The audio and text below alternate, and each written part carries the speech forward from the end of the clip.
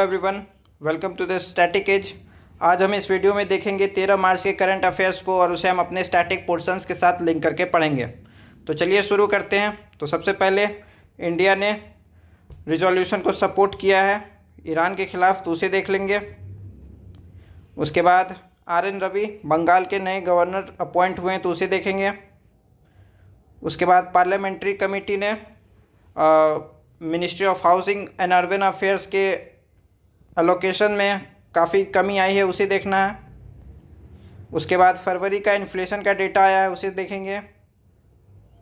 उसके बाद ईरान ने वापस से अटैक किया है स्ट्रेट ऑफ हॉर्मुज में, तो उसे देखना है। और उसके बाद नेताजी सुभाष चंद्र बोस से रिलेटेड एक आर्टिकल है, उसे देखेंगे। तो चलिए शुरू करते हैं। सबसे पहले तो इंडिया को sponsors resolution at UNSC condemning Iran attacks on Gulf nations. तो इंडिया ने UNSC में एक रिजोल्यूशन को सपोर्ट किया है जो कि ईरान जो गल्फ कंट्रीज़ पे अटैक किया था उनको कंडेम करता है। तो रिजोल्यूशन ये वाला पास हो गया। कितने मेंबर्स से? तो 13 मेंबर्स ने सपोर्ट कर दिया और बाकी रशिया और चाइना ने एब्सटेन कर दिया। तो मिनिमम 9 मेंबर्स चाहिए होती है किसी भी रिजोल्यूशन को पास होने के लिए, तो ये रिजोल्यूशन पास हो गया। तो बस वही घिसी पिटी बातें हैं। तो resolution demanded immediate cessation of all attacks by Iran against GCC countries and Jordan. उसके बाद resolution condemn any action on threats by Iran aimed at closing, obstructing or otherwise interfering with international navigation through strait of Hormuz. उसके बाद है condemned attack on residential areas, civilian centres and express solidarity with affected countries. तो यही सब घिसी पिटी बातें हैं। तो हमारे लिए इम्पॉर्टेंट क्या हो जाता है स्टैटिक एज में? तो United Nation Security Council important हो जाएगा। तो for maintaining peace and security इसमें 15 मेंबर्स होते हैं, 5 इसमें परमानेंट जिनके पास वीटो पावर होती है। कौन कौन से कंट्री है? तो US, UK, फ्रांस, रशिया और चाइना। और नॉन परमानेंट मेंबर्स 2 ईयर्स के लिए इलेक्ट होते हैं और ये 10 मेंबर्स होते हैं।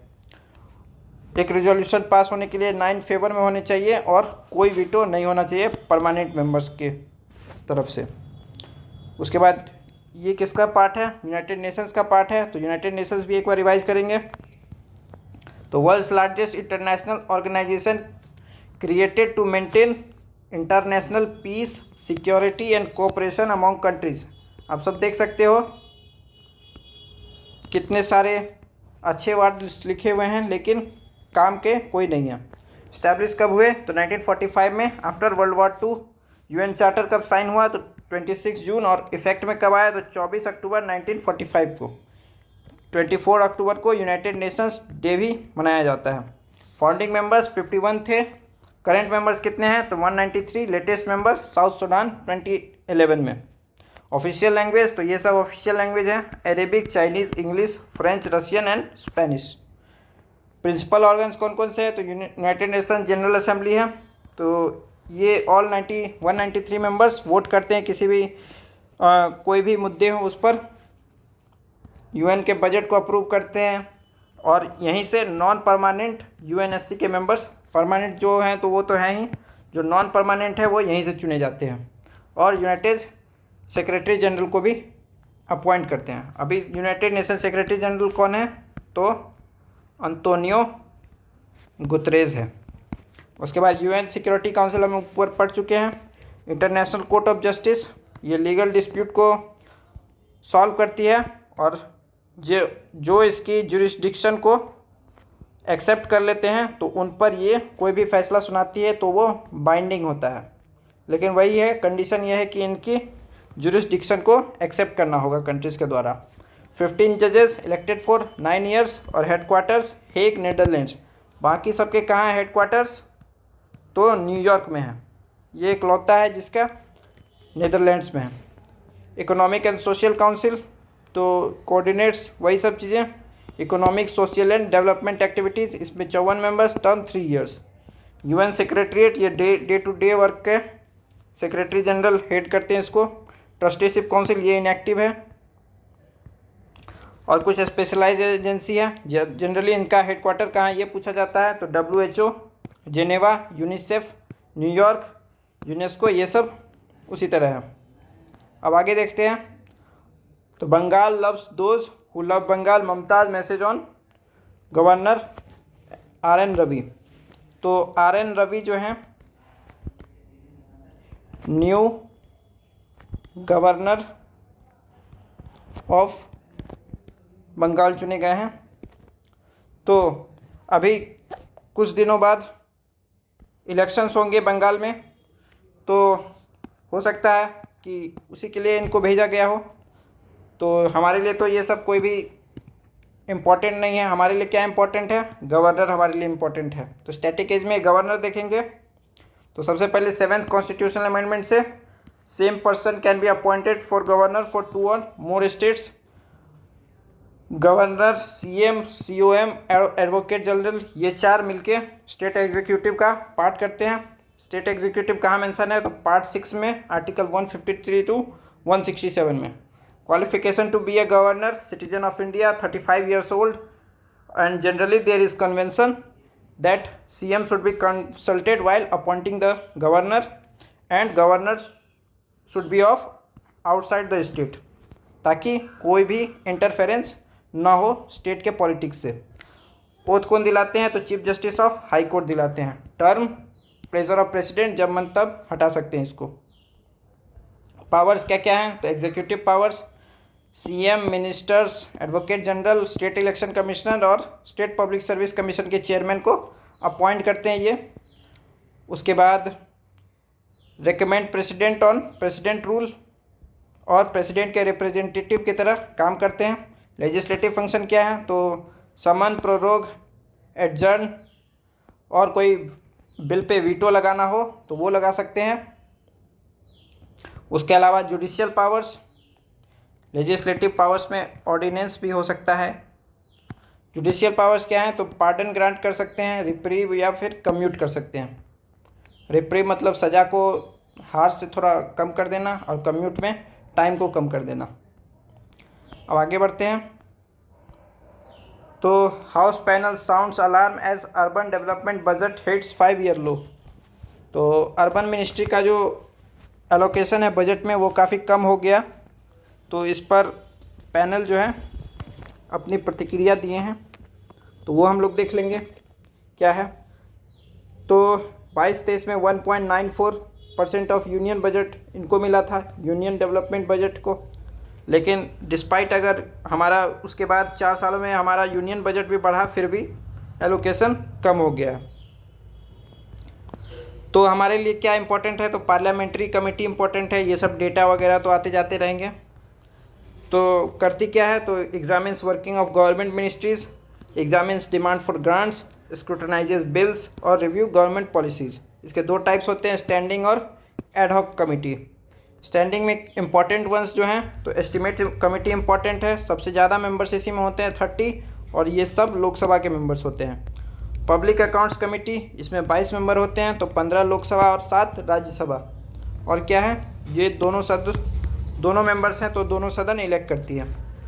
कमेटी ऑन पब्लिक अंडरटेकिंग्स, जो भी हमारे पब्लिक सेक्टर इंटरप्राइजेज हैं तो उनके अगर रिव्यू करना हो तो ये यहाँ से होता है। तो 22 मेंबर इसमें भी, और एक 15 लोकसभा, राज्यसभा और इलेक्टेड बाय 2 हाउसेस।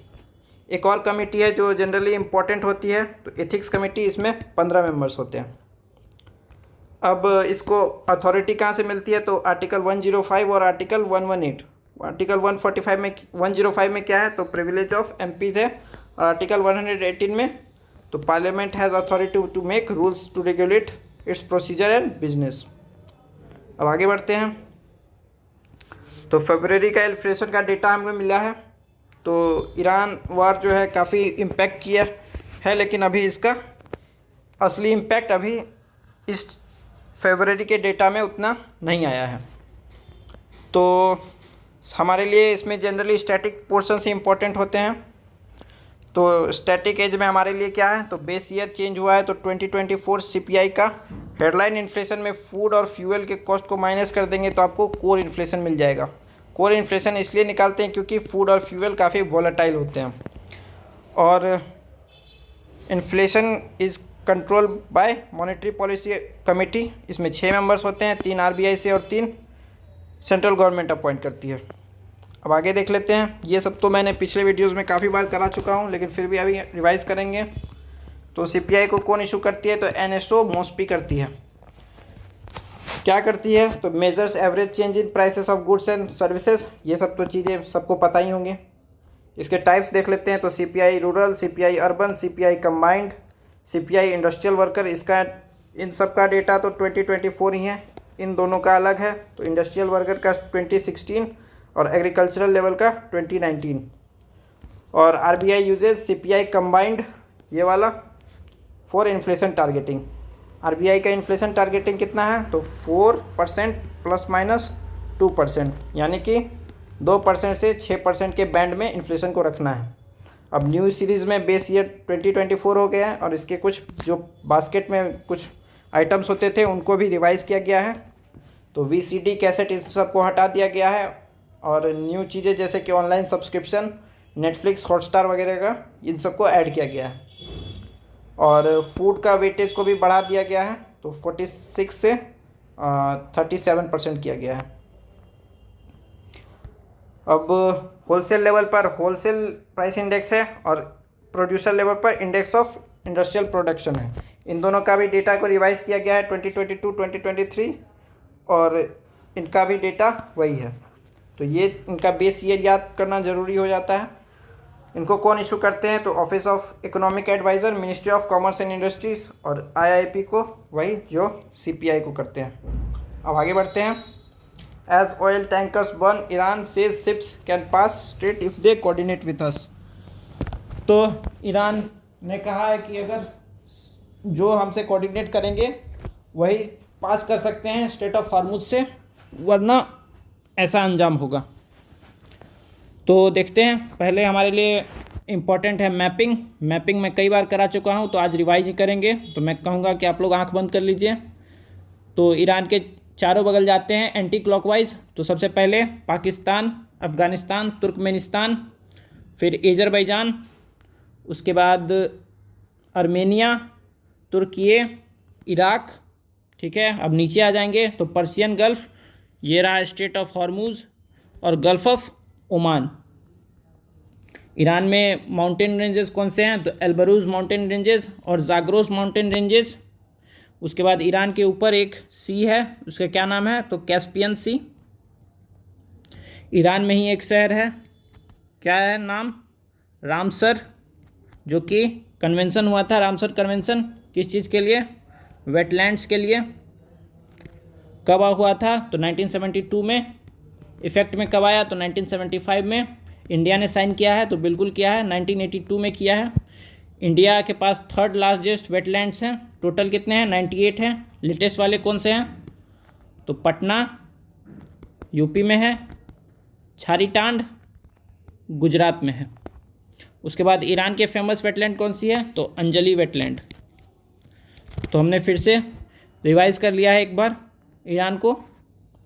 अब आगे देखते हैं क्या है। तो 8 decades after Netaji disappeared, his daughter backs plea in Supreme Court for return of ashes. तो टोक्यो में रेंको-जी, NKO रेंको-जी टेम्पल है, जहाँ पे नेताजी की एसेज रखी हुई हैं। तो उन्हीं में उनकी डॉटर जो हैं वो सुप्रीम कोर्ट में प्ली डाली हैं कि उनकी एसेज को वापस से इंडिया लेके आया जाए। तो स्टैटिक एज में हमारे लिए सबसे इम्पोर्टेंट सुभाष चंद्र बोस। तो जनवरी 23, 1897 बॉर्न, कहाँ पे? उड़ीसा में है। पास इंडियन सिविल सर्विसेज को पास की, लेकिन बाद में रिज़ाइन दे दिए। पॉलिटिकल ग्रुप किनको मानते हैं? तो CR दास को। आप कमेंट सेक्शन में लिखिए कि CR दास ने कांग्रेस की प्रेसिडेंसी किस ईयर में की थी और कहाँ पे की थी। इन्होंने कांग्रेस की प्रेसिडेंटी कहाँ की? तो 1938 में और 1939 में। 1938 में कहाँ पे हुए थी? तो हरिपुरा में। 1939 में त्रिपुरी में। यहाँ पे इन्होंने किसको हराया था? तो पट्टाभी सीतारमैया को। 1938 में नेशनल प्लानिंग कमेटी फॉर्म की और उसके चेयरमैन नेहरू थे। उसके बाद कांग्रेस से छोड़ने के बाद ऑल इंडिया फॉरवर्ड ब्लॉक 1939 में, provisional government of free India in 1942। Slogans कौन कौन से दिए? तो give me blood and I will give you freedom, Jai Hind और दिल्ली चलो। बुक्स का नाम the Indian struggle, newspaper Swaraj, title Desh Nayak Rabindranath Tagore के द्वारा और patriot of patriots Gandhi ji के द्वारा। Travelled under pseudonym Orlando Mazzotta और Ziauddin to escape British surveillance. जब स्केप हुए थे 1941 में, जब वॉर चालू हुई थी, तब अपने हाउस अरेस्ट से भाग गए थे, तब ये नाम लेके जर्मनी पहुंचे थे। 30 दिसंबर 1943 को होस्टेड ट्राइकलर इन पोर्ट ब्लेयर। तो पोर्ट ब्लेयर का नाम अब चेंज हो गया, क्या है? तो श्री विजयपुरम। पोर्ट ब्लेयर कहाँ है? अंडमान एंड निकोबार में। अंडमान एंड निकोबार में कुछ आइलैंड्स भी हैं जिनके नाम को चेंज किया गया है। तो पहले जो नील आइलैंड्स था उनका नाम चेंज करके क्या किया गया है? तो शहीद द्वीप। उसके बाद रॉस आइलैंड को बोस आइलैंड।